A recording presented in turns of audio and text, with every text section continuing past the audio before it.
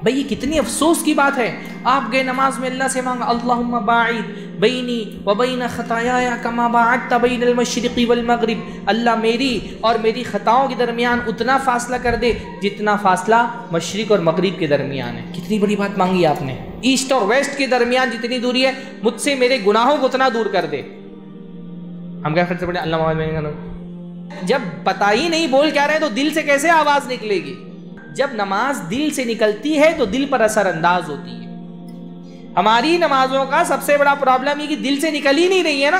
हम नमाज में जब तक तकबीर तहरीमा नहीं होती है ना, तब तक हम कॉन्शियस में रहते हैं। जैसे ही तकबीर तहरीमा कह करके अल्लाह अकबर कहा, अब हम नमाज को ऑटो पायलट पे डाल देते हैं। ऑटो पायलट समझते कि नहीं? हाँ, जो प्लेन उड़ाने वाले, फ्लाइट उड़ाने वाले जो कैप्टन होते हैं ना, वो क्या करते हैं, जब फ्लाइट ऊपर पहुंच जाती है तो उसको ऑटो पायलट पे डाल देते हैं। फिर कंप्यूटर फ्लाइट उड़ाता है, वो कुछ नहीं कर रहे होते हैं, कंप्यूटर अपने हिसाब से फ्लाइट। तो हम भी जब अल्लाह अकबर बोल देते हैं उसके बाद नमाज ऑटो पायलट पे डाल देते हैं। फिर हम क्या पढ़ रहे हैं हमको खुद भी नहीं पता होता है।